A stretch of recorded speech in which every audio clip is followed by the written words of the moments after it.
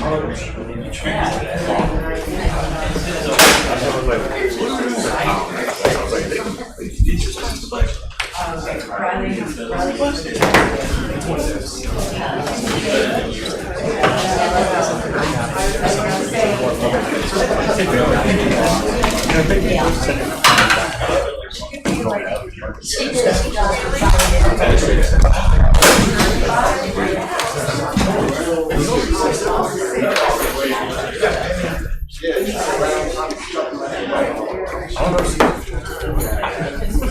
Richard. Hey, how are you? I'm good, sir. I saw her. Still in your world. You name it. I'm just trying to live in it. Jordan Paris? Yeah, just Jordan Paris. I'll tell you, I've had a good summer. Yeah. Mr. Colbert? No, I caught it completely. Oh, good. I'm right 2 days before cruise. So. Not since, huh? But not since. I Must be doing something. Living right, living clean. Bill, how are you? Mr. Beck, I'm well. Mr. Mayor Beck. Former Mayor The Beck. former mayor, Mr. Beck. Your Honor. Was that? Your Honor. Or as my wife says, the late mayor. Thank you. Hey, straight. Yes, sir. Yeah. See it on the line. Yeah. Hard working. You didn't get all dressed up. I was watching the bill as well. I like that. Quite cool enough for you to wear it. I like that, sir. So we had lunch earlier, he wasn't wearing that. Audience members. But it was, luckily, it looked We got all of them on tonight, huh? progress.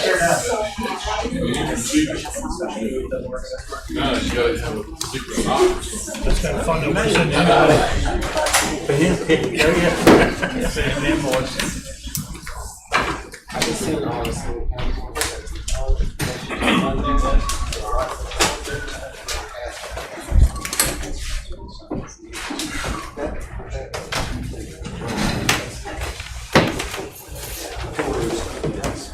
Farley, when you get a haircut, you're starting to look like this. It's terrible. Hey, I got one more. I'm trying to time it on the wedding.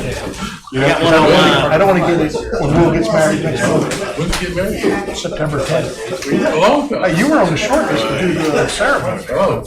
You dodged up when the uncle got it. But I don't want to get it, it always looks better a couple of weeks out, so it's about me to get it. Yeah, yeah. It doesn't look. Yeah, I understand. Trying to make it look like you had a haircut, but not have a haircut. Exactly. I understand. I just picking on you. Oh, you picking on me? Just a laugh. It is time. It is time. It is.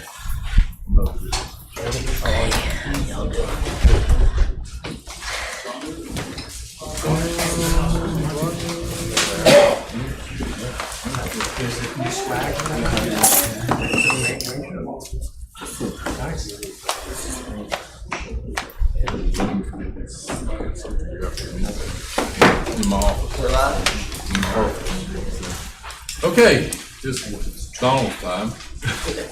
Depends on whose clock you're looking at. Yeah, I will just start this. Hey, how are you? So this is a work session for city council. It's not a public hearing. It's not a time for question and answers. Sit back and relax. The next meeting starts at 7 o'clock. And Mr. Pope is on the floor. So tonight for the work session, we're going to do 3 items related to the short-term rental ordinance. I am going to ask at the end of it, or actually right now, that you guys postpone and vote on the rental ordinance later tonight. But it's postponed until this month at the meeting last month. And tonight, if you agree to postpone it, I recommend that we postpone it for more than a month. Maybe we leave that an open-ended postponement while we work through the issues. I'm going to go over a lot of them tonight. You'll get an idea of the kind of things that need to be done to tighten it up. Got a lot of great feedback from folks who've had some insight into it. We've refined the language, and we're continuing to refine the language to make the best product possible.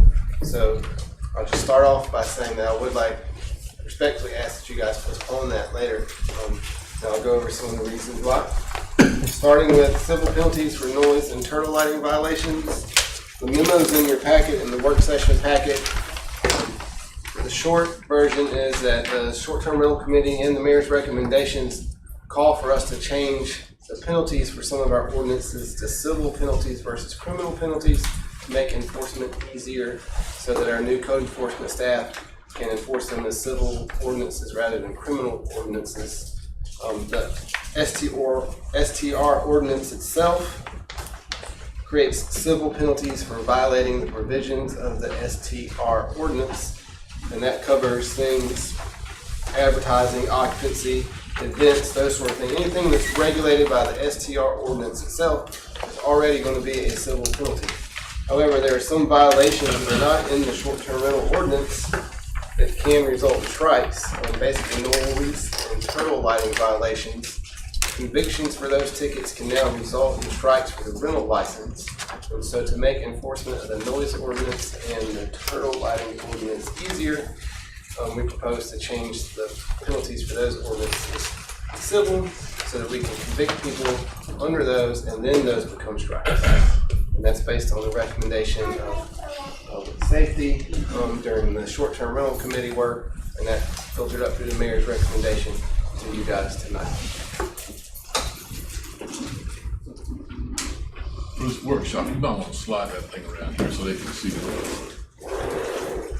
Eric might have to help you. Slide it around the front. If you can. You can come this way. So they can see it. No, turn around.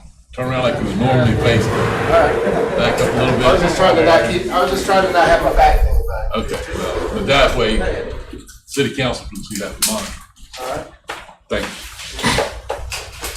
So any questions on the civil penalty ordinance amendments? Those would go for first reading tonight, and then they'd be queued up to have second reading at the same time we adopt the short-term rental ordinance. I was a little concerned about it being the first, like a first offense, being the first strike, but I talked to the chief and he says there's things people can do to make sure even that first strike. For instance, you can put a film on your glass that keeps your house being lit up from being a violation, and you can actually change the light bulb, Amber bulbs. an amber bulb that, Put timers on outside lights where they don't stay on. Right, or- You can put little plastic 25-cent switch lockouts on them. Locks. There's all kind of ways to do it. he says he works with people and tries to show them ways to avoid even that first offense, so that's pretty Current recent. operating procedure for turtle lighting is that every night Mayor gets a report with pictures of turtle lights on the beach, and he sends an email to all the property managers saying, hey, these lights were on last night, fix them. I believe they get 2 warnings. They get 2 warnings? At least most of the time. Yeah. So right now, we are not instantly writing people tickets. They're getting a warning, at least 1 warning first, and then it's going to a ticket. So folks who have gotten tickets have gotten at least 1, if not 2 warnings. Do we have the dates in there? Are we only enforcing this during the season, the turtle season? Well, the turtle lighting ordinance only applies during Turtle season, okay, just checking. You can have a start date, but we don't know exactly when the end date is. That Right. depends on the turtles. And the way that Normally, I have done it into the 1st of November, but normally by the end of September or October-ish, they're finished. Yeah. Unless you have some really late mamas that come in and good girls. And the way the turtle lighting ordinance, on page 6, item B, 1 and 2 specifies that all these things are in effect from May 1st, October 31st. And then the noise ordinance, there are no changes to the actual noise ordinance itself, just the penalty. Aaron, in the second to last paragraph, page 3, not all city ordinances mention the rules relate to, et cetera, so forth. We have animals. So we spoke previously about instances where animals could get sort of caught up in this. So a short-term rental and their dog is barking incessantly, we might view that as noise. However, a dog of a short-term rental that goes on to the neighbor's property that's a resident and terrorizes its animals, as has happened before. Just want to make sure we're still covered there, that an animal off of the short-term rental property onto an adjacent property could in fact be worthy of a strike. I don't think we even include animals at large as potential violations that trigger a rental strike. Well, again, that is one we spoke about. We had one resident complain in the past, it's happened on numerous occasions, where there was a hole in the fence of the short-term rental. The property was advertised as being dog-friendly. The dog would come over into his yard, terrorize his cats, and things of that nature. I don't think that's fair for that individual. Shouldn't that stay criminal though?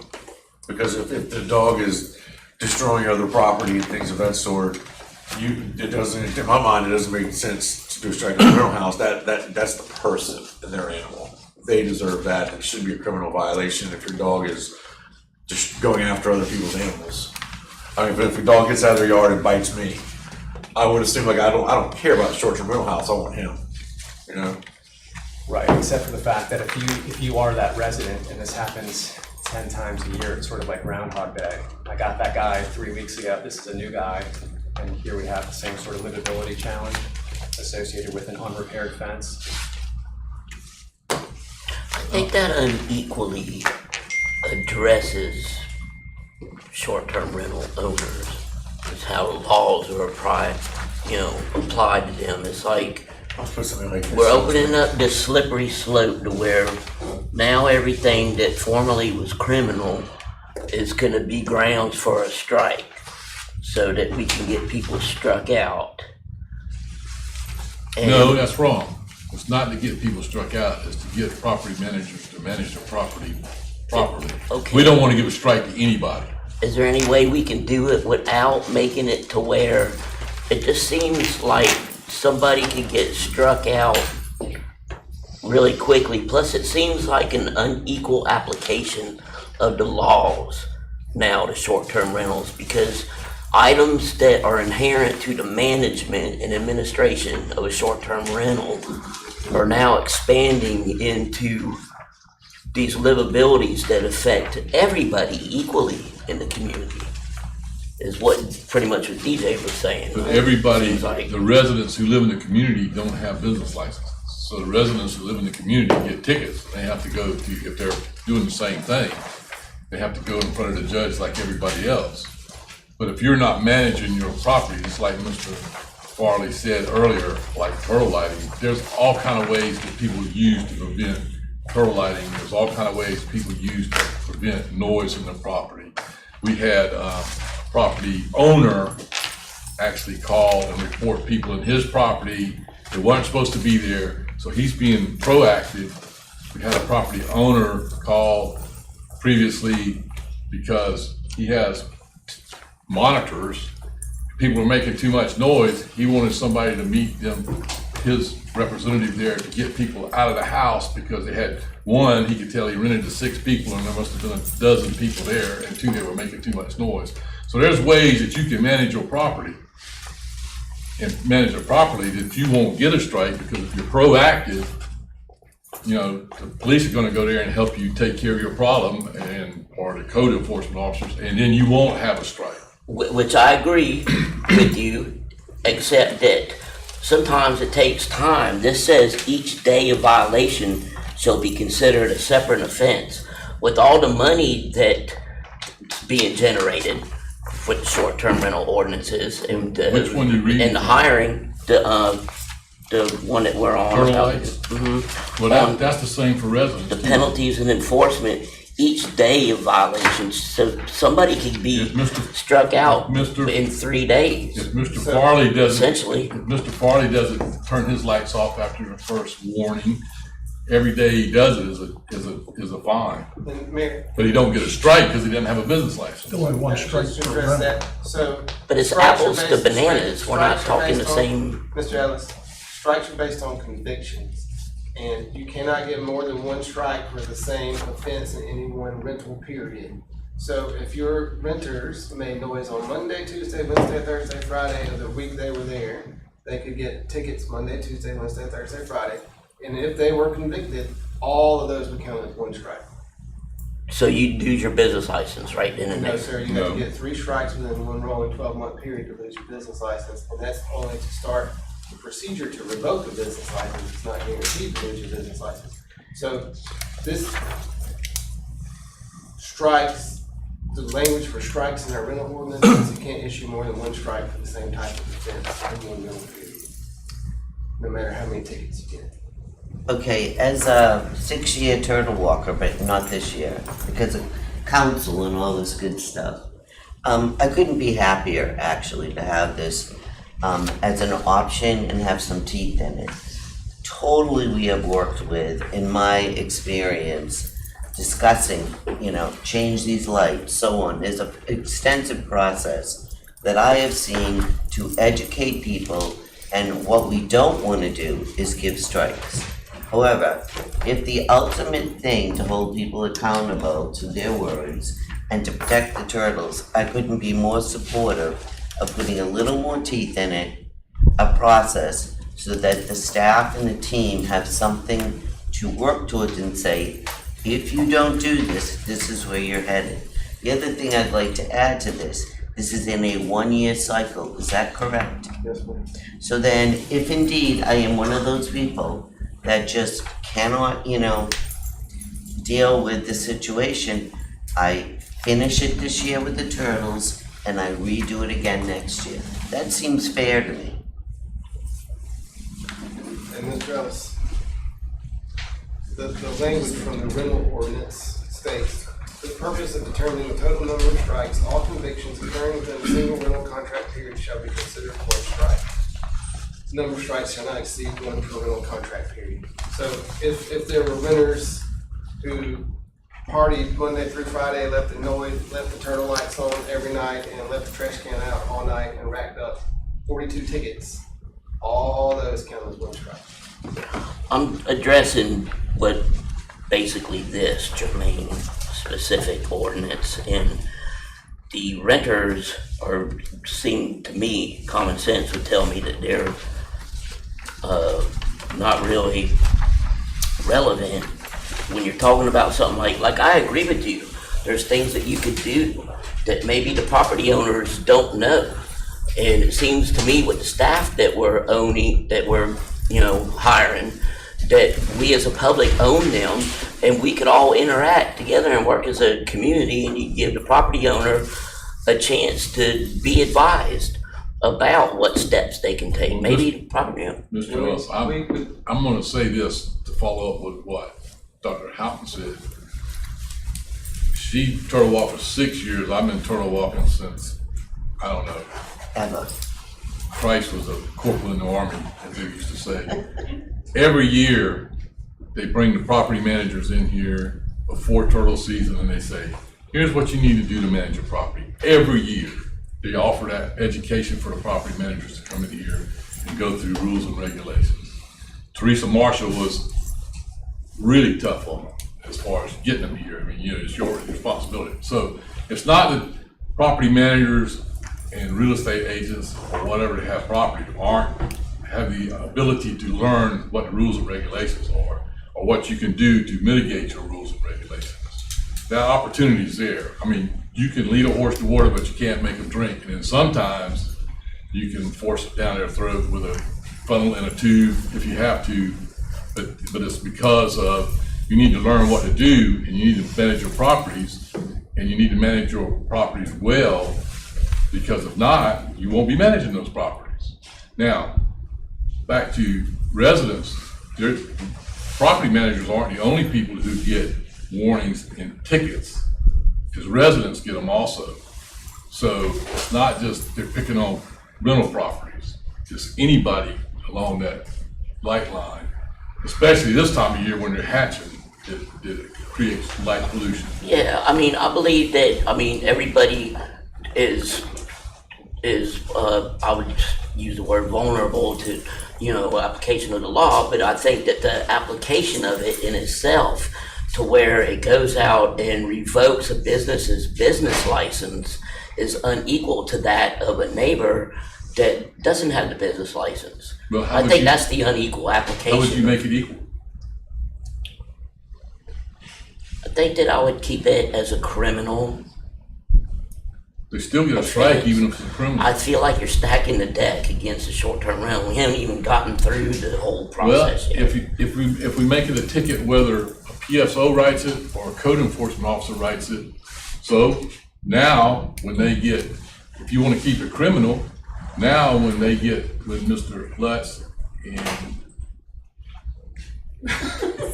Stacy gets the information in the morning time, and they go back and say, okay, PSO or Sergeant Halpern or whoever it is, PSO Rawls, come on, you're gonna go write these guys a ticket. And it's gonna be a criminal ticket now, which you could get put in jail for, which a civil ticket you wouldn't get put in jail for, you just have a fine. So you get a ticket, you get convicted, you're guilty, you still get a strike. I don't care if it's criminal or civil, whichever one you want to keep it. The only thing is you make the PSOs write the ticket versus the code enforcement officer write the ticket. And just to be clear, the only thing that's civil about this is that we've done away with the jail detention. It's still a criminal procedure, criminal prosecution, but the only penalty you're going to get is a fine. So, I mean, that's the big difference. Can I ask a question? So if it's civil, doesn't that go on your credit record as a judgment against you? No, it's not civil in that manner. We're using this term kind of loosely, and it's a term that has been litigated in another town, and the municipal court can only hear criminal matters. Just because you make a fine civil in nature rather than criminal, it's still a criminal matter, because otherwise it couldn't be heard in the municipal court. So the term civil, I mean, it has different meanings, I guess is what I'm trying to say. And in this context, it just means the fine is called a civil fine, it's still a criminal procedure, but there's just no chance of jail time. And there are a few other procedural differences, but it's still, I mean, the municipal court is a criminal court. But it counts as a strike against your rental. But you're also Well, that's what missing, y'all are you're also deciding missing the today. point that they brought up earlier, that Andrew works with these people 2 and 3 times before a strike or a ticket is issued. So between the original first of season meetings, all right, they bring all the property managers in. If you can't get it then, and you can't get it through the chief of police working with you personally through 2 or 3 different warnings, then we're not the problem. That person's the problem. I think most people with a reasonable head about them will be able to figure out, okay, we've had a meeting with the whole city. They personally come at me twice now. I need to figure this out. Most people are going to know that they need to do that. That's a lot of warning and working with people before tickets actually issue.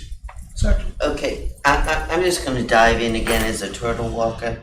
I don't care who it is. What I care is people turn off the lights, work with us. I don't know when I walk if it's a short-term rental, if it's Suzy Q. It's a house that consistently may sort of rail the turtles from going in the water. It's like simple to me. So I don't know, sort of maybe there's confusion with mixing these two together, but as a turtle walker, I call the police, I say the lights are on again, I continue my walk. It is as simple as that. And that's how we hold people accountable. I don't know who they are. In fact, I don't want to know who they are.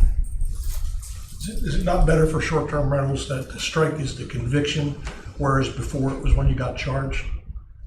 So to Eddie's point, We believe it's better. it's a higher burden for us to get a strike because it's only when we're convicting and not when we charge. That is the goal. Correct. So it's actually, to use your analogy, less stacking the deck than it was before. And frankly, as someone that walks, I'm not stacking any deck. Any other, you got it? And so back to Councilman Barker's, you guys like to see us also bring back animals at large as a potential. And just to narrow that, it's not, you know, an animal escaped the property or an animal's loose on the beach. It's a resident phones in a complaint that the animal is on his or her property, damaging it, affecting their pets. I believe that all falls under our animals at large section. But we don't have a special section that says animal attack. It's animals at large. So we can find a way. We'll find a way to put it in if the council would like. Well, it's not there right now, so Not for my quick scan. It's not, we didn't. it's not, it's not, we didn't include it. Is it a different ordinance? It would have to be an amendment to our animal ordinance to create a separate civil violation for animal attacks on property. We can make it happen if that's what you guys want to do, just let us know what you want to do and we'll figure it out. I mean, as a work session, I would just say, I mean, openly, because that's what work sessions are for. It's interesting to think, how many offenses can we now transfer into a strike against a short-term rental in our code book? Like speeding, no, that's probably given no, but what else? Cutting your grass, is that in the, and I'm not trying to, Right That's now, an example. the That's an only example. additional ordinances outside the rental ordinance are noise and turtle light. Until you guys, as a group, decide to. but this is the start of, Noise was always a strike. It just wasn't civil. Right, turtle lighting is now being added. Well, it was before too. yeah, it just wasn't. Well, I guess But it was like Mr. Folly said, it was not after you got convicted, it was just because you got one. to argue your own point from your side is that I would contend there's a large number of people that don't come to those meetings. They're DIY, VRBO or Airbnb platform, and they don't get all those multiple bites at the apple about being trained. Even if they're DIY But or they're supposed to VRBO, look wrong. they're supposed to have a local person, and that local person should come to the meeting because they know what they're supposed to be doing. Well, but in the ordinance, you allow the owner to be that local person, and as I was saying, If just they let me answer. finish, is that,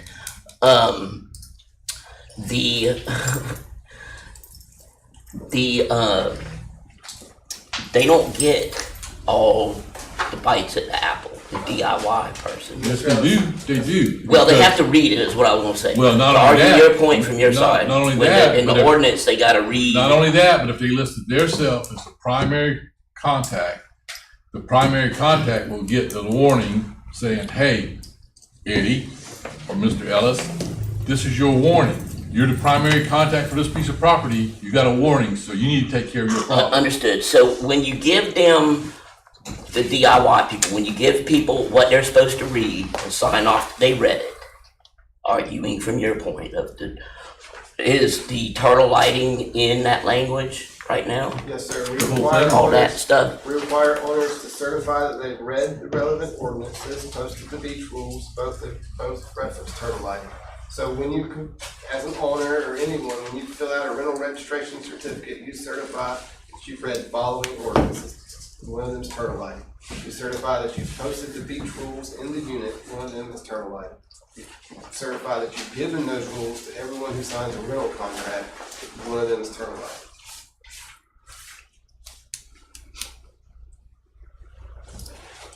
So I don't know what else anyway. So, I'm just working, it's a work session, isn't it? No, that's fine. so in terms of animals, I'm just gonna say animals at large for lack of a better term at this point. Just looking for a consensus one way or the other. You guys would like to see us to bring that back to you for inclusion in this.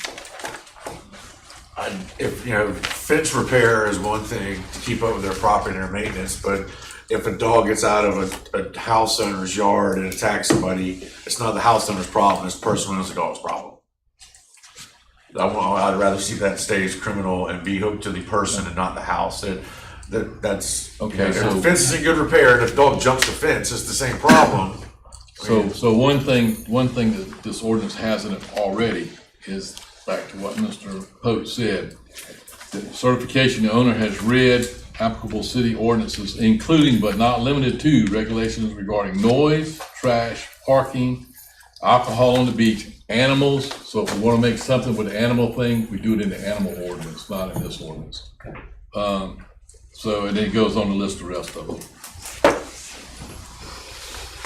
And I'm in agreement with what TJ said. If the fence needs to be repaired and it's not, again, in my mind's eye, that would be a strike against a short-term rental business enterprise. Similarly, there's an example of a charming renovation on East Arctic. The fence is like 18 inches high. If you advertise that home, it's a short-term rental, it's pet-friendly, that's not adequate fencing. So to me, again, that would be an example of something that would garner a strike if there was a problem for a resident neighbor of that property. Exhibit A, I mean, was really detail oriented now compared to other governments. I mean, by my words, just wait 24 months from now. Anybody else want? I agree with Adam. If it's because of a deficiency of the STR, it should be a strike. But if the renter just happens to be walking down the road and the dog slips out of the collar, that shouldn't be tied back to the STR.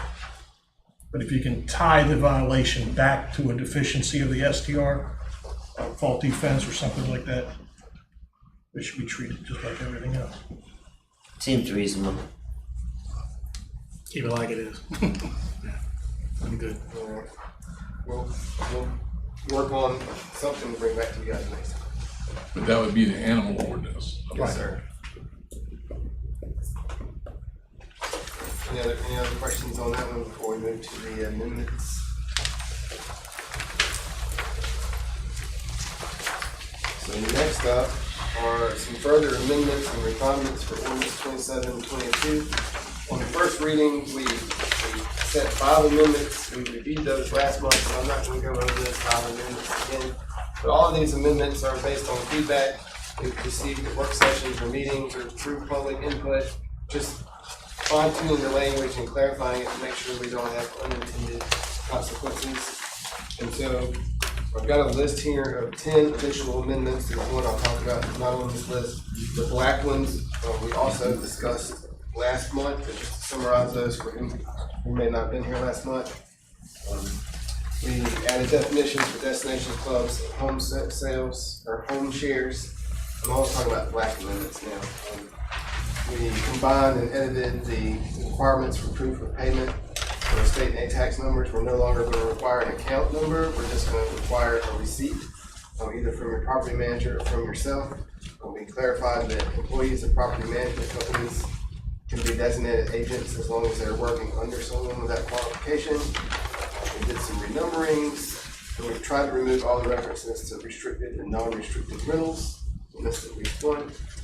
So now for the blue, these are further amendments that need to be made before the ordinance passes, or when the ordinance passes. Number 3, we need to determine a fee structure and the amount of that fee. Got a big presentation coming up for that. We have room tonight. Number 4, this was just a typo that referenced business licenses instead of rental registrations in the rental registration permit section. Number 5, that would create an exemption for parking requirements of 1 per bedroom for multifamily developments. We'll also exempt any unit that's been approved for city protected right-of-way parking. Those guys would not have to meet the 1 space per bedroom. And one thing we need council's decision on is whether or not the parking requirements for 1 space per bedroom are retroactive to previously licensed properties. We've not in the past required 1 space per bedroom, so we have a lot of licenses out there that may or may not have 1 space per bedroom. So we need to know from council if you guys want to write in that next year when everyone renews, no matter when you got your license originally, you have to have 1 space per bedroom, or if you were previously licensed prior to 2023, you're exempt from that requirement. Can I ask a question? So how does that apply to, say, a multifamily building that each unit gets 1 parking space and the number of, park is, it's, every man for himself or woman for themselves, and there's not the number of spaces does not equal the number of second rooms. And so as written, or as proposed to be amended for creating an exemption for multifamily developments, that they don't have to meet parking requirements. Okay. A lot of, if you look out the window at all our condominium developments here on the island, most of them were approved under different parking requirements or no parking requirements. So the majority, if not all, of our multifamily developments do not provide 1 parking space per bedroom. So this would exempt multifamily units from that requirement. Is there a process to ask for a variance if you have a hardship? A variance, variance is something that has a capital letter. You know, a capital letter variance is only for zoning rules, and that goes to the board of zoning later. Forget I said variance, an exception. We could create one. Trying to think ahead, there might be somebody has no way they can configure it any different than have one parking spot on premise, and they might have 2 bedrooms and And that's partially addressed by creating the exemption for anyone who's already applied for and received city-approved right-of-way parking, because they've already demonstrated they don't have that parking. But also, if council is determined that this would only be for new rental, new applications going forward, that anyone who's previously licensed, that would take care of all of them, all the existing ones. And then everyone coming in new for a unit that has never been rented would know that either you have 1 space per bedroom or you don't get to do a rental. yeah, ideally, I think people should do that, but I'm just thinking there should be some kind of process for people that just, We could write in there like exemption for the multifamily thing, we could just say, or where Eric gets a request for parking in the right of way where it says residence parking only here. If you don't have 1 parking space per bedroom and you can't make it work on your property, then you have to go through a request to Eric and work through a process that way, or request to your code enforcement folks and work through a process that way. And then they can help Eric decide, okay, they got enough, they got 4 bedrooms, they can put 2 parking spaces here, so let's see if we can give them at least 1 more parking space somewhere else in the right of but way. even 1 more, that'd be That- 3 yeah. or 4, and it doesn't meet what we want. I know, but We should be able to just say, but that's close enough.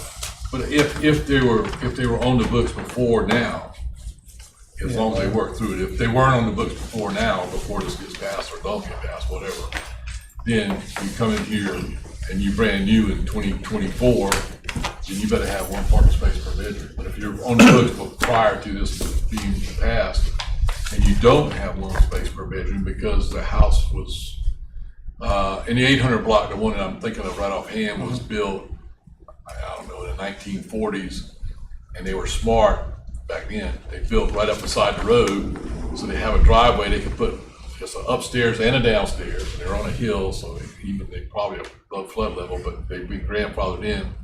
So they have a driveway, they can put 2 cars or maybe 3 cars in. But I guarantee you they got 4 bedrooms in those units, so then that you'd have to try to work with somebody like that. Right. I don't know that there's some way to work with people like that, if we could include that. That's what I'm saying, put an exception in here that you could work that would have to be worked through the code enforcement groups or Eric or however you want to put it. Probably the code enforcement group would be a good place to start. Right. So it doesn't put all the work on Eric, and then they can get with Eric and say, okay, these guys we've worked all this out as good as we can, they still need 1 parking space in the right of way to make it as good as we can make it. And we could write that exception mirrored on the requirements for right-of-way parking, which basically says you only get right-of-way parking if you have no other place to park. Not, I don't want to use my side yard, or, it's if you have nowhere to park, you can get it right. So if we did write an exception, I think it would have to be very narrowly written. So it's not, I don't want to use my backyard for parking. Cannot use I it. cannot use my backyard. That's what I'm saying. We It would have to be the highest bar. I mean, what I'm talking about, the highest bar for just being unable to do it. Well, and also, aren't we getting ready to get rid of, pull out couches and futons in the living rooms? Like, you can only have a number of occupants for the beds you have in each room. We passed that in 2018, a maximum occupancy limit. Bedrooms plus 2. So you 2 can per have, bedroom plus 2. okay, so you can have 2 people in the living room on a pull out. On the floor. Can I ask a question? Oh, I'm sorry. That's okay. It's hard to see people now. I know, What's great, it I used know. to Hey, be. you're on a roll. It's horse. just at some point. You did right, just said, can I ask a question? I didn't say anything else. Go ahead. Well, in 11702, if the ordinance gets postponed, are y'all amenable to take number 2, the annual fee? I think a flat fee is regressive in nature. Could you look at a ratio, a percentage of what your net? He's gonna talk So, about that. Mr. Ellis, that's item 3 on the work session. Okay. I think it's all reasonable, and I, to be honest with you, I don't think applies to STRs or whatever else. I have great faith in the staff to work with each individual. The point is not to catch someone and to do things that are unreasonable. The point is to have things work out and work with the team. So a lot of the details we don't execute, but I have great faith that the staff do this every day and mitigating circumstances and work to help the residents, work with people that apply, not to catch them or call them STRs, but that's me, and I might be Susie Sunshine, but I mean, that's how I thought this all worked. Well, if council's agreeable, we'll bring you guys back further refining that amendment to work on the exceptions to previously licensed properties. Sounds good. With inadequate parking.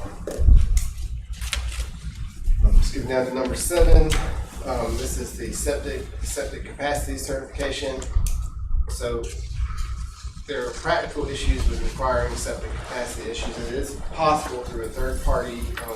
DHEC has basically said that they wouldn't do it or have difficulty doing it. There are third party soil consultants and engineers that can do it, but it does have a cost in the low to slightly higher thousands of dollars. So based on that, rather than require folks to certify their septic capacity every year, we propose just making a failed septic system a strike.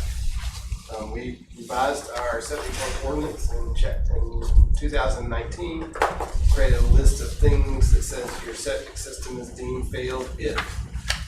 And I don't know them off the top of my head, but there are a number of things that if your septic system fails and leaks, then it's considered a failed septic system. The city notifies, this is current, the city notifies you, you have to take actions to correct it. So, I guess to Mr. Ellis's point, this would include a failed septic system at a rental property as something that would generate a strike. And that's based off of conviction. Conviction. So they would be given a civil ticket? Yeah, we have to make the penalty a civil penalty. Yeah. Because you can't get a septic repair company to come out how fast? And the next day you don't want another strike. Well, it If wouldn't it matter. falls on a different rental Well, The next group. day you wouldn't get a strike? I guess you wouldn't rent a house if Yes. it'd be a last minute cancellation. But if we found you for failed septic system and you failed to take the required Steps to correct it. remediation, they're already outlined in our ordinance, we'd write you a ticket, and if you got convicted of that ticket, it'd be a strike. And then one more that's not on this list, that should have been, and I apologize, is we need to resolve the question of certificates of occupancy. We are requiring a certificate of occupancy to be in hand before you get a new rental license. It's the same question for the parking. We've got lots of previously licensed properties where we've never required this, and they're not all homes built in, say, the last 15 years. So, But if you're a home that requires flood insurance, there's got to be one somewhere, because that's what your flood insurance is based off of, your certificate of occupancy and your height off of that certificate of occupancy. So somewhere in the world, there's some information about the elevation of your house and the certificate of occupancy. well, not the elevation certificate, but the actual original authorization to occupy the house. Well, We don't have those records. Eric, would you say, safe to say we don't keep them for houses older than 20 years? We don't have it. Most of them don't seem to exist. what I'm saying is, you got ways that you can see what the certificate of occupancy is. One, your tax receipt that says you got 4 bedrooms, you know what the occupancy is. Your insurance is gonna have, you should have proof in your insurance somewhere that you got what your house is. I mean, they don't just arbitrarily write 215 East Arctic, I'm gonna write you $1 million policy and walk away. They got some information about what the house is. So you can find out what the occupancy is just from the number of bedrooms that's listed on the tax receipt. So if it's 4 on the tax receipt, the occupancy that they should be talking about is 10. Yes, sir, and in terms of number of bedrooms, there's definitely ways to improve the number of bedrooms that we reference in other places. But a certificate of occupancy in the sense of a sign off from the building department, if the home's been inspected, meets all codes. But what I'm saying is change it from certificate of occupancy to occupancy. It says, this, we know this is, because that's really what you're looking for on that certificate of occupancy is, how many bedrooms and what was this place built for? So what is the occupancy of that particular unit? Whether it's 2 bedrooms, 3 bedrooms, 1 bedroom. I actually thought the certificate of occupancy was to monitor the other side, to tell people, just because you break ground for the house, don't come looking for your rental until the certificate of occupancy has been issued. That just means it's good for human habitation. That's right. Yeah. But I thought it was to tell people, don't apply beforehand, but once our people sign off on it, the house is habitable, then you can apply. But he's talking about old ones. Yeah, I would say, I wouldn't worry about the old ones. So that's what I'm saying, just talk about occupancy, and you can say, you know, what you worried about here was, what number of people was it? If it's a brand new house, it's a different story. You got all the information you could ever need in his files now, these days. But in 20 years ago, you didn't. But only when that's issued, apply. Yeah. Before you, just because it's 90% done or 80% done, don't come see us with the registration. And we until- have one of those floating around now, and what the funny thing is, Joe, you can get a business license without a certificate of occupancy. Keep me straight here now. No, But you can't get a rental license without a certificate of occupancy. So if I got a building permit, I can come in and get a business license to rent that house when it gets completed. You can't get the rental license until Eric says it's ready for human habitation. Here's your certificate of occupancy, then you can get a rental But are we license. fixing that? Yeah. yes. So, yeah, and that's the context where we were gonna require it to say it's been inspected by someone that needs to go. But a lot of houses don't have that. So we've gotta come up with some language, to solve that problem. And then just quickly, other outstanding items, which are the reason I'm asking you guys to postpone this, the structure and cost of the STR team, which we'll talk about a little bit tonight, our alternative fee structure proposals which are coming, setting the registration fee amount needs to happen. Then we are working with our third-party rental registration software to revise the actual application. We need to have a revised application ready to go when this goes live, to update the beach rules and determining an effective date. So those are the outstanding items on this. Why I ask you guys not to get a second reading tonight. Lastly, I'd say whenever you fix this up, if there could be something that says, although the convictions constitutes a strike for the purposes of the 12-month rolling period, that will be determined by the dates of the offense. And then the time awaiting court procedures will not count towards that revocation. You could have 3 offenses in 1 month, Joe, if all right, and then you could postpone it over and over and over again. That happens. Yeah. And it could be a year, and then you plead guilty to all 3, but the year is gone. I mean, That happens. I don't know if they're gonna let it drag on for a year. The judge will. Eric probably knows better than I do, or Chief Gilrath, how many continuances the judge will put up with before he or she says no more. but if we 3 or said the 4. strike is the conviction, but the dates will go back to then, and the time we waited that you put it off, doesn't, My only concern about, I don't know, I mean, I can see where that could get a little askew, because you don't know on the date of the violation if there's going to be a conviction. You know, but maybe, hopefully that'll work, we'll find out. Someone I'm sure will test the system. well, if I've thought about it, I mean, Well, we're trying to make it, I mean, that's obviously that's a big part of the civil, in my mind at least, having civil penalties, because that is going to, at least my argument is that precludes the demand for a jury trial, which will put off stuff for over a year, Well, but especially as we're still, the judicial system is still recovering from the pandemic. okay, but we could shorten that time too if we go ahead, if all this goes through, we go ahead and make a livability court, which has a weekly hearing. So these things would end up in a livability court and not in the magistrate's court or not in the municipal Well, court. You know, we looked at that before, and what I found out was livability courts are really just a subset of the municipal court. And they set aside a day to hear livability violations.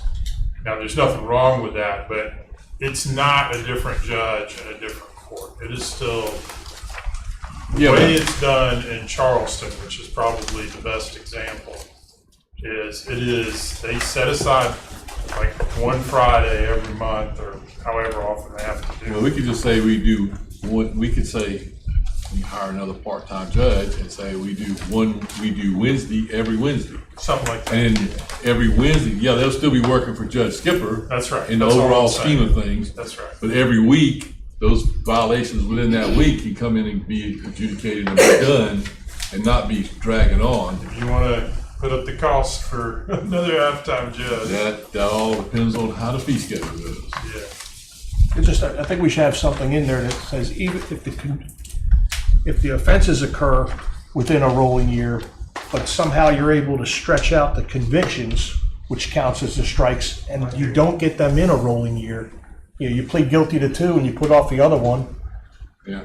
then you've just beat the system because that rolling year never started, never ended until your 3rd strike, which now is your 1st strike or your 2nd strike on that rolling 12. Yeah, I hear you. I mean, I'll let Joe figure it out, that's Yeah, fine. we'll add that to the list and bring it back to you.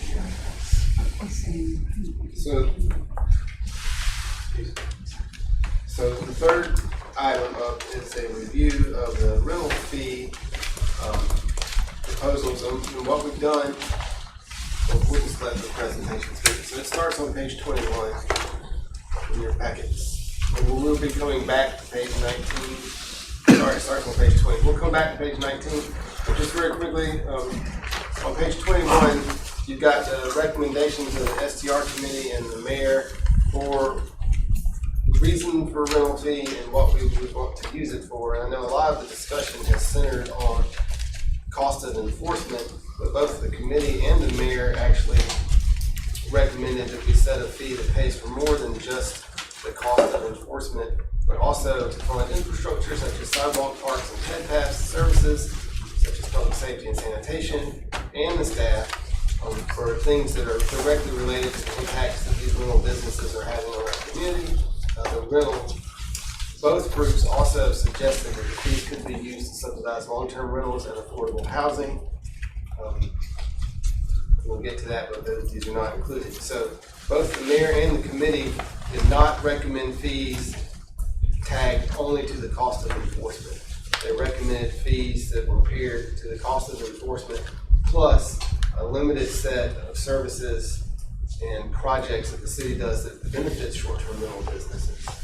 And then on the next page on page 22, the difference between the short-term rental committee's recommendation and the mayor's committee is the rental committee recommended a flat fee that was spread equally between all rentals to pay for those things. And the mayor originally proposed a staggered fee for 4%, 6% properties. It was also a flat fee, but there was some differentiation to pay for those things.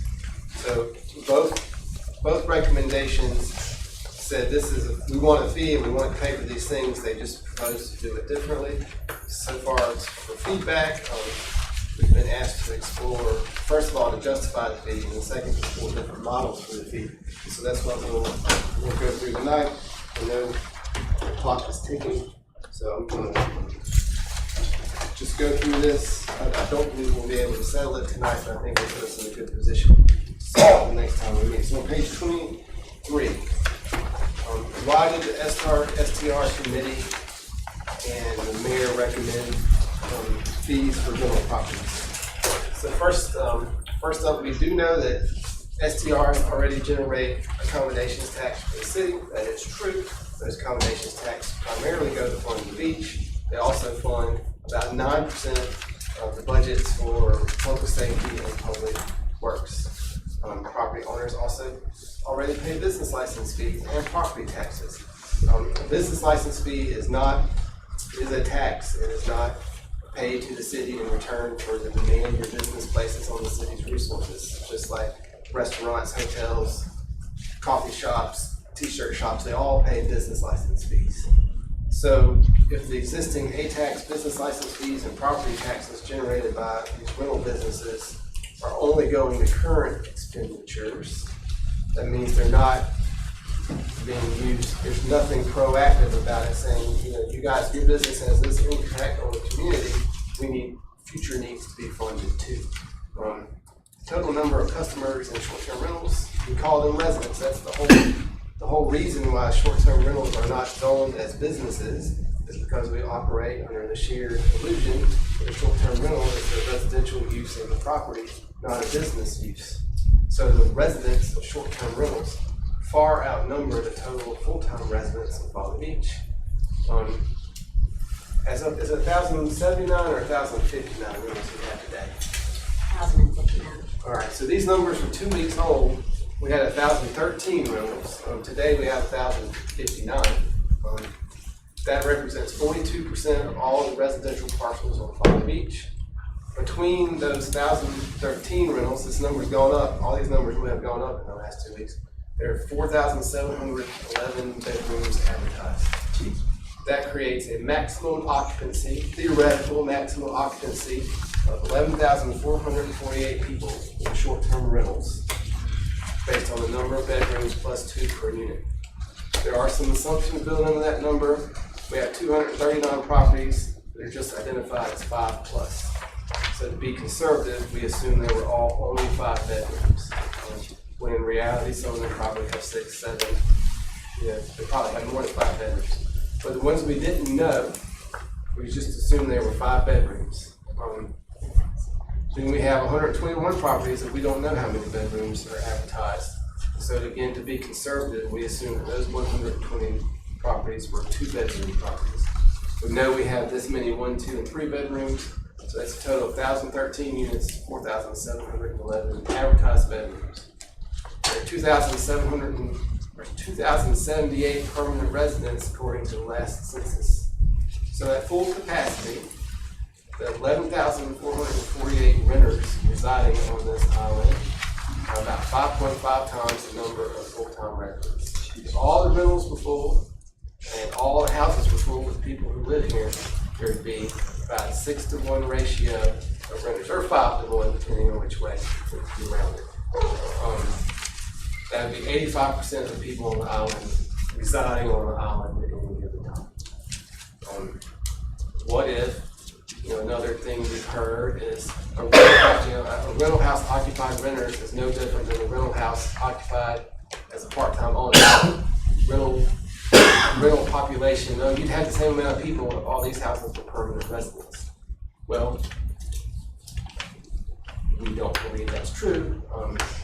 We've got 841 properties classified as form. Again, these are assumptions, guys. You have to make some assumptions. We've got 2,078 residents living in 841 4% properties. That's the average density of about 2.4 people per house. So the permanent residential population of Folly Beach is about 2.47 people per residential unit. All the properties on the island, all 2,000, lost my number. There are 2,000 some residential properties here. They were all filled up at the same rate. We get a max population of 5,988. So if there were no rentals and all the 6% properties were occupied at the same rate as the 4% properties, we'd have about 6,000 people out here. That's still only half the number of people that can fit into all the rentals at any given time. So we do believe that there's a clear basis that the occupancy loads of short-term rental are much higher than the occupancy loads of full-time residential properties and even the whole island if it was suddenly converted overnight into a residential. So those are some of the neighbors, or some of the numbers that we're using to justify our ask for the short-term rental businesses. Later, we'll see that the gross receipts reported for those 1,000 rentals were $58 million and some change last year. So there's definitely not a question that our agreed upon illusion that short-term rentals are not a business.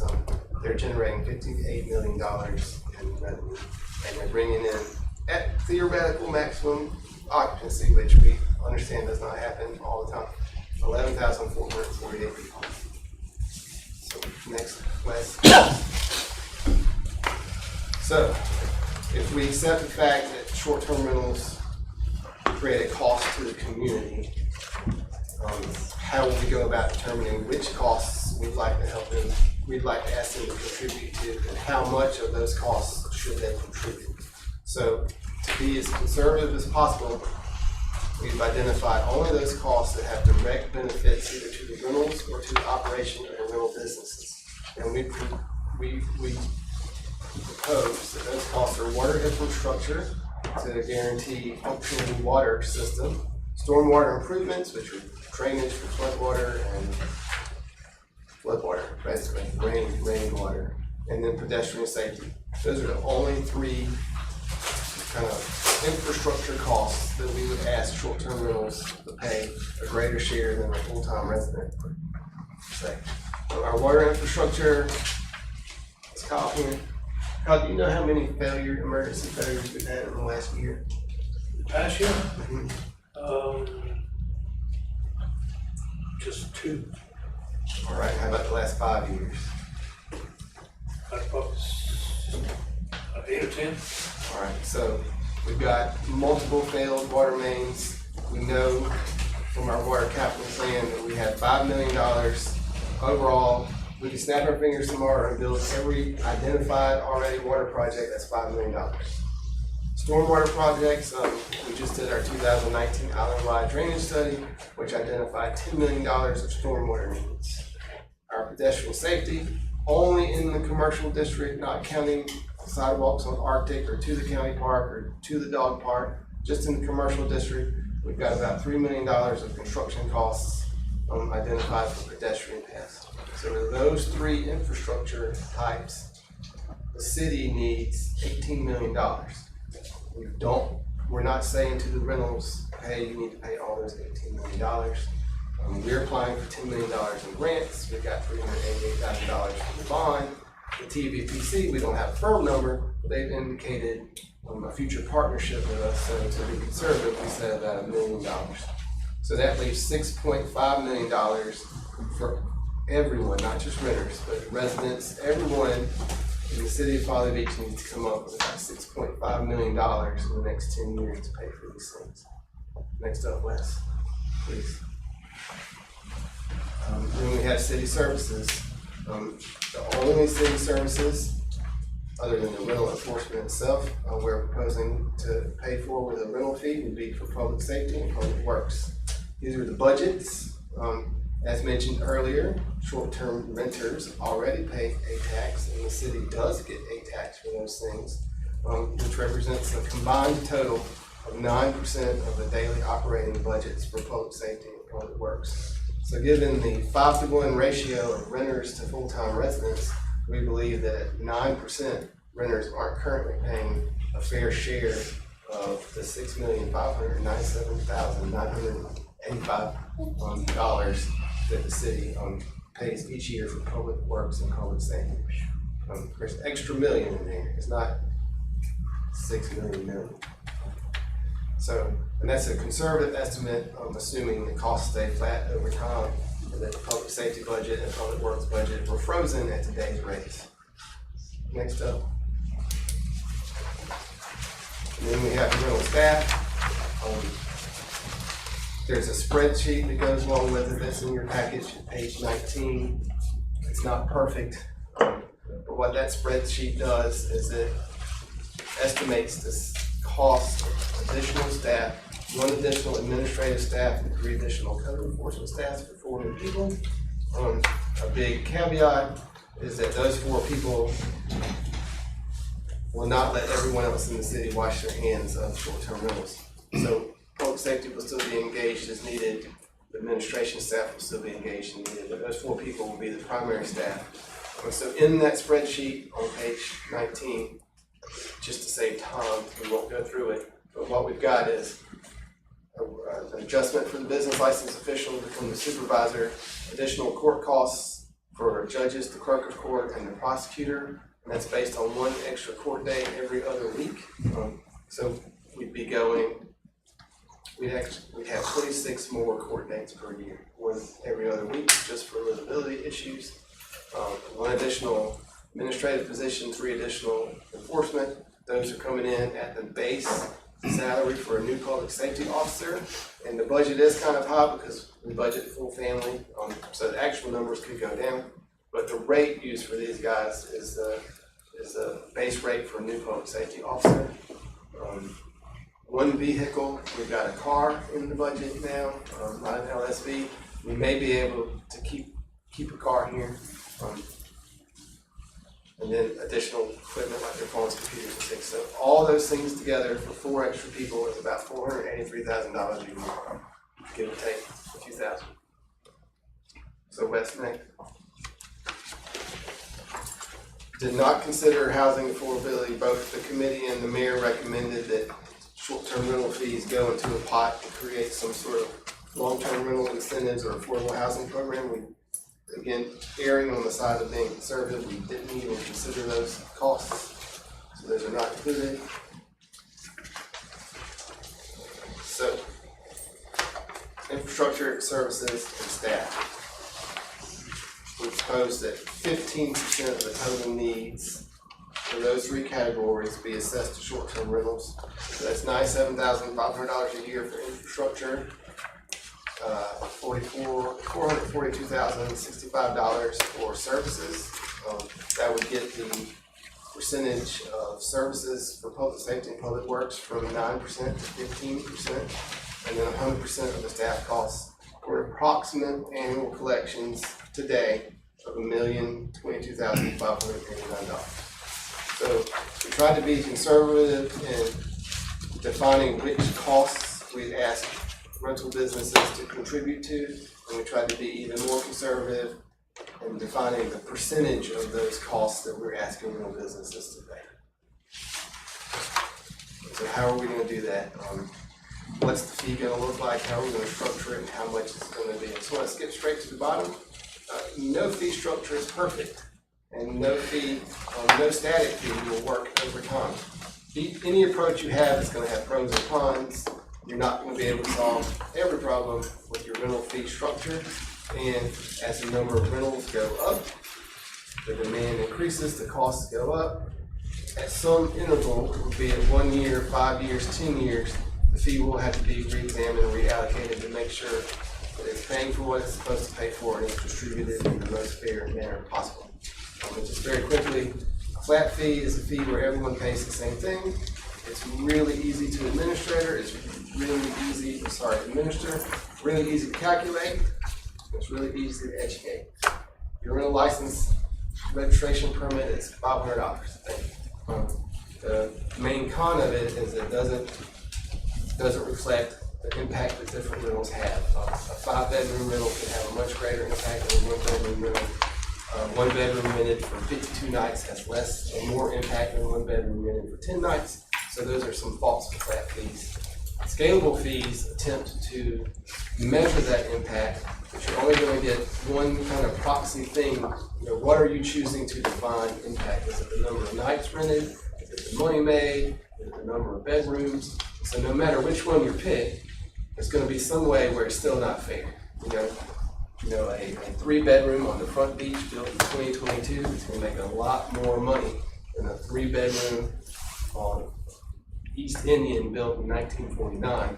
So if you charge the gross receipts, scale the gross receipts, those 2 rentals could bring the same number of people, same number of nights. This guy's going to pay a lot more. So no matter which fee you do, it's not going to be perfect and it's not going to be static. But we did try to create a couple of models based on these numbers. The first thing we did is we looked around, coastal South Carolina. We went straight from North Carolina to Georgia. I called everyone to the beach. These are the communities that responded, and these are their fees. You can see that right now, today, none of them charge additional fees over and above business licenses. 9 of them, so out of 18, half of them only charge a business license. They don't even charge an extra fee. Of the ones that do have fees, 8 of them are flat, and only 1 of them has a scalable thing. So 50% of our peer communities don't have an extra charge, or of the 18 that responded, don't have an extra charge above the license fee, and almost all of those are flat fees. And this is how they compete. So next slide, please. So a flat fee.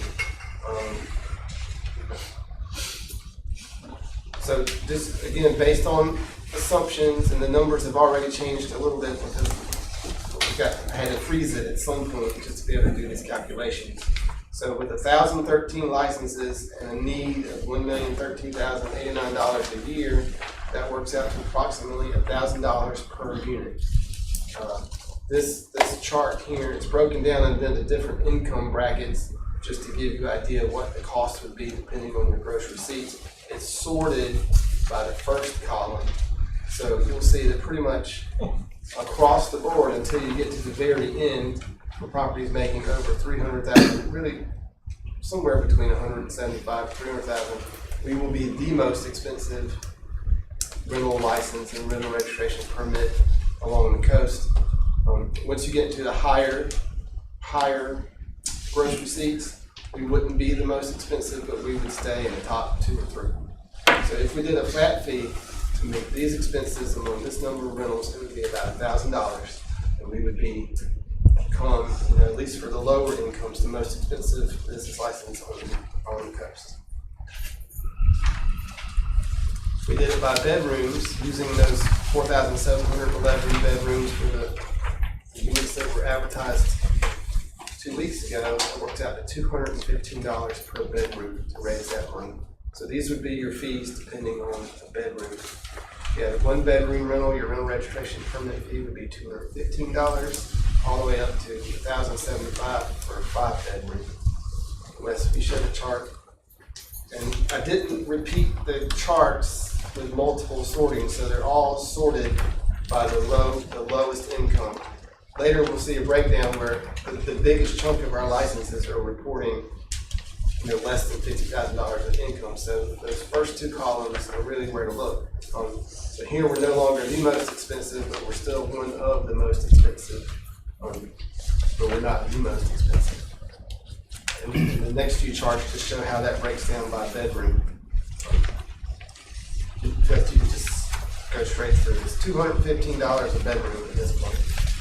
And then for a fee by gross receipts, I wasn't sure where to put all this information, but I wanted everyone to understand how this would impact people. So we have 1,013 licenses. 232 of them are reporting less than $2,000 of income. I don't know if that's what they're making, that's what they're reporting. I suspect that a lot of the folks who came out and got licenses this year, because of the potential cap, are in that number. So let's take that off the table, I think, as far as being indicative of how much people are making or how much income they're reporting.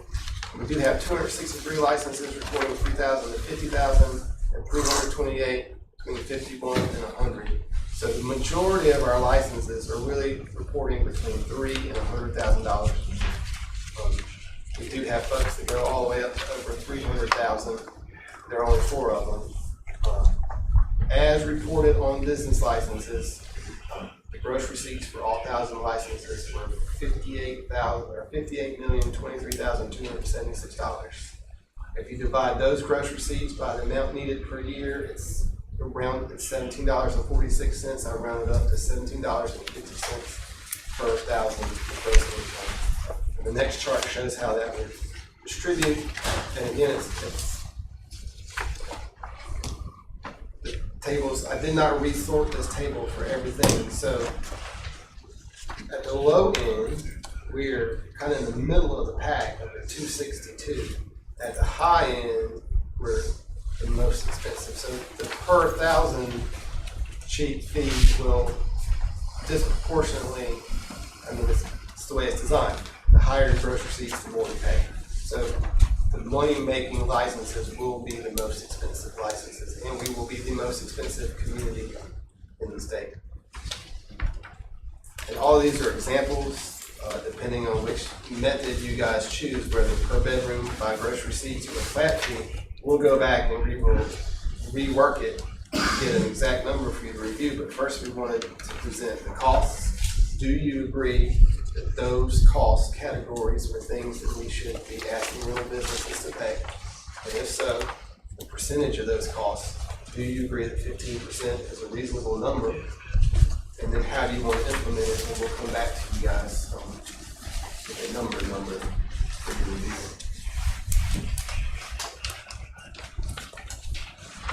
I think there's a lot of what ifs, and it's a hard guess to do these calculations, and I appreciate your efforts. That's a lot of variables that can and may go on. A lot of things pending on this. But $1 million basically is what we're looking at, $1,013,089. I think that's a fair guesstimate for a first year. Again, I think if this thing goes in place, there would be adjustments, and I think adjustments either up or even down depending on the amount that goes. I think we need to keep an eye on that and maybe reevaluate this in a 12-month period to see if it is falling into these categories. So, but I see your explanation of it, and the day trippers I'm sure cost a little bit here and there too, and they're factored down now into the other 85% of it. So. The day trippers will be factored into our side. Correct. Of the process. Correct. So in the first flat fee, there is a difference between the 4% and the 6% because of the amount of days they rent. But when you go into the others, there is no differentiation. So in this flat fee, there's no difference between 4 and 6%. The 4 and 6% Was in mine. and that went away with the cap. So none of these fees distinguish between 4% and 6%. Biggest distinguishment in these fees would be if you did by gross receipts. So a person, family written 72 days or less is definitely not gonna make as much as somebody that does 5 bedrooms all summer. When do we get notice of what gross receipts are, or is that self-reported? They were, so when you apply for a business license, if it's your first year, you estimate, and then your second year going forward, you report your actuals. Is the fee tax deductible? No matter if it's flat or? I don't know. I don't know. Would you go? My personal business license is part of my business cost, so. I think the fee would be tax deductible. If somebody were to lowball their estimate, would you be able to come back and add that to their next year, or or if they were too high on the other side, would you be able to rebate them back? So for the first year only, you estimated. Okay. And when you report the second year, it trues up for that year. Okay. Every other year, you're reporting your actuals from the last year. Previous year. Okay. I get it. And you get audited. Right. If you Correct. have a business license in the city of Folly Beach, trust me, you get audited. Got it. But as written, our rental registration fee wouldn't, if you got audited for your business license and they found out you underreported your revenue, we have a method where we can go back up to 3 years and get you for the revenue you didn't report plus, but we would not have a similar situation. As written, we don't propose to say, well, your business license got audited, by the way, your rental registration fee should have been this. Right. Okay. We should be able to get it, we should be able to go back and get it for that year. Well, You might want to look at putting that in there as part of the audit process. The first year, the estimate year, if you overestimate, you'll get it back. If you underestimate it, you have to pay up. No, that's what I'm saying. We should say, if you get caught on your audit, like when they come audit my books every other year, it seems like Charleston County, So if I underestimated what my payment was gonna be, I have to pay a fee, what the difference would be plus a fine. But I wouldn't say a fine. That's- No. I'm just saying, the way it is right now, the Charleston County for business license. So- Yeah, okay. So Joe, what the mayor's proposing is that we have a process in place for auditing business licenses when they true up what people have been reporting on their business license versus what they actually make. The mayor's proposing to have that same in place for rental registration. Not a fine, but just truing up what That was my they question. actually should be paying. Sure. So that would really only be applicable if you guys chose the per thousand fee. It's a flat fee and a per bedroom. fee. Yeah, that's, And I assume like a business license is based on gross income, so it's pretty easy to calculate. Yeah. well, it's easy for them to audit you once you present your Both. IRS papers. They sit there and look at what you swore you made and et cetera, et cetera. Originally, I thought the bedrooms was the way to go because it'd be easier to manage just how much. But in fairness to people that only rent 72 days and those that rent a lot, it looks like the gross receipts is the fairest way to do it because then you pay for what you're using. Gross receipts does seem to capture the most variables: location, condition, number of nights, number of bedrooms. All those things are a factor of your gross receipts. So if we're coming up with a substitute for impact, gross receipts is close, but not perfect. Probably as close as you can get. That's what I was thinking. That would be the way I'd prefer. If you were looking for that kind of. Well, yeah, I That's might what he's be able looking to come for. back to you guys next time with whichever fee structure you choose and say this would be the number. Because that's fair not only to those that only rent for a portion of the year, but it's also fair to those that only have one bedroom and those that have 5 bedrooms. You pay for the share. So that catches both of them. Yeah, I too am inclined toward the gross rental approach. Just to follow up on what Councilmember Grooms was saying, I think it's incumbent upon us in terms of fiduciary responsibility, being a steward of taxpayer and city funds, that while we might budget for 4 people, if after 12 months of sort of lived experience, there's not a need for that, we might back down to 3 people. You know, we're not gonna have somebody here twiddling their thumbs. Once you get employees, you're not going backwards. Sure. I'll go bring that up now. This Don't go backwards. may have to be the exception, because it's a uncharted territory for us. Yeah, just to follow up on that, just sort of a ballpark. Last week, or last meeting, I was at 5.5 employees, which actually included some portions of the DPW and the public safety team, just on that snapshot. Is this based on exactly 43% right now of our community being short-term rentals? All of these numbers are based on 1,013 rentals, which is 42%. 42. Tonight we have, as of today, we have 1059. 1,059. So at some point you have to freeze it, but between now and the next meeting, we'll use that number.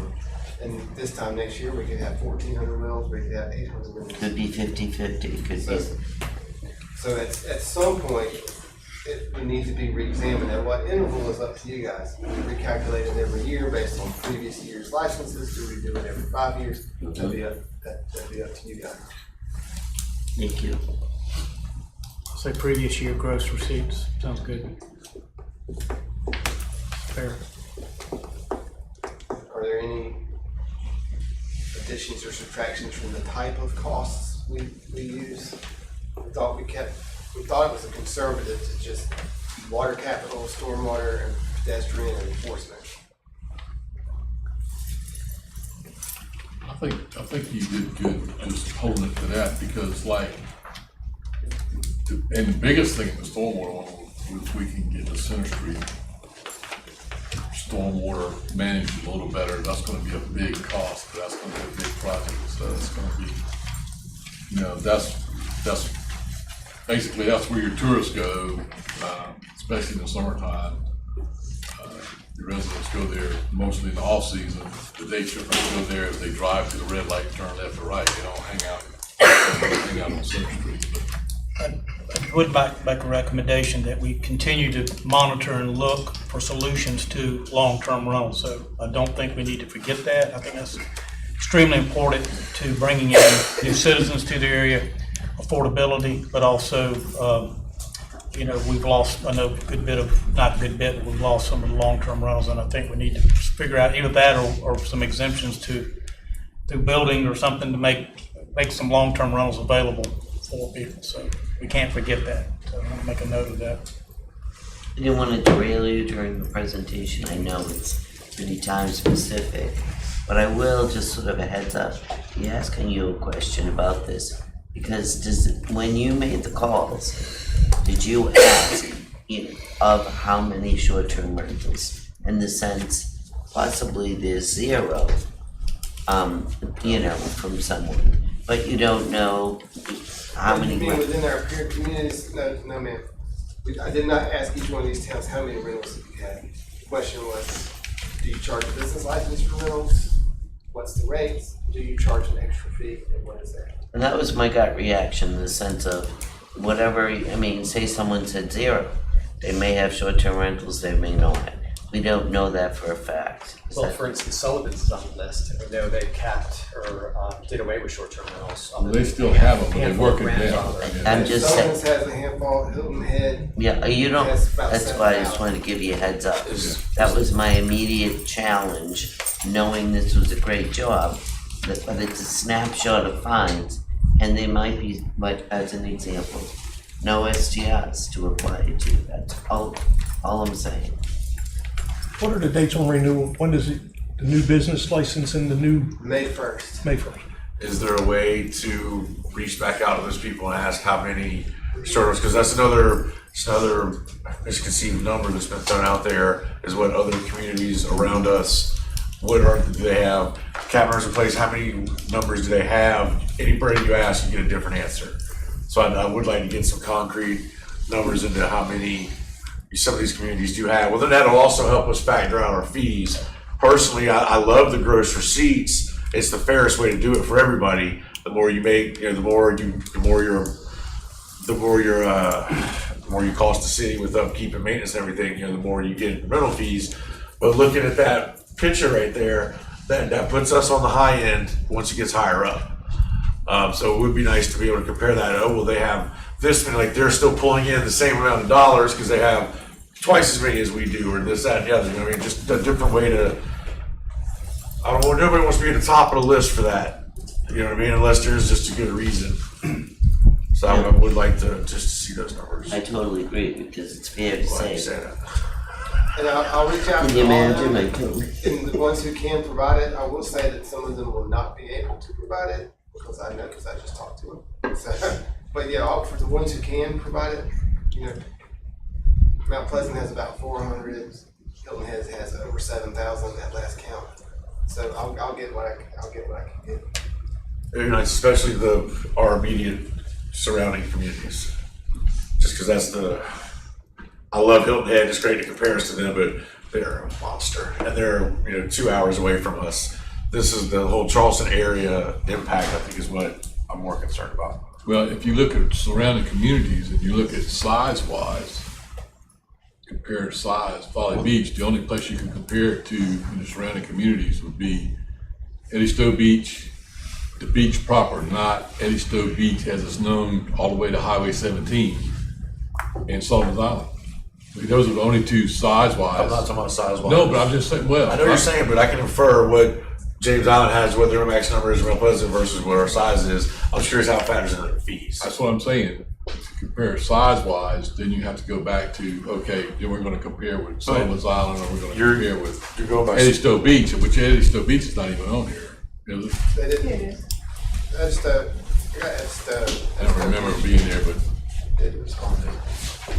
I know it's a hard thing to do as far as finding the niche, the comparison, the specificity, but if you're able to be able to do this snapshot, I don't want it misrepresented, because each one of them is different based on how many they may or may not have. That's my only point. If gross estimates is the method, we'll go back to as many people as we can and find out how many rentals do you have, how much do you raise from your business license fee and or permit fee if you have it. If you have a good relationship with those people, it would be a bad idea to prod some of them into, have you just looked at this recently? And if so, what were some of your contributing factors to your fee design?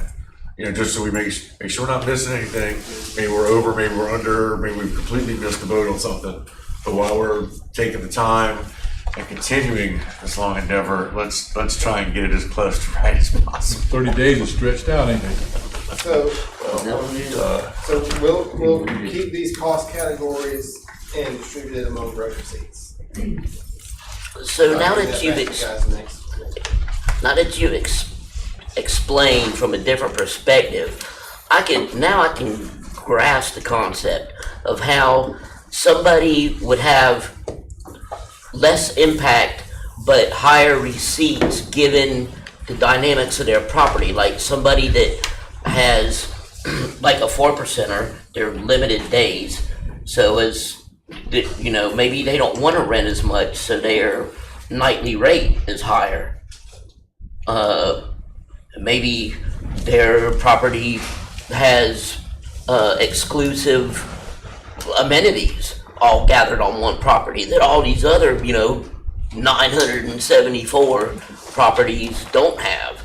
So they're gonna generate more gross receipts, but actually rent less and have a less impact too. So you've kind of changed my mind a little bit. What's it easier for the staff to do?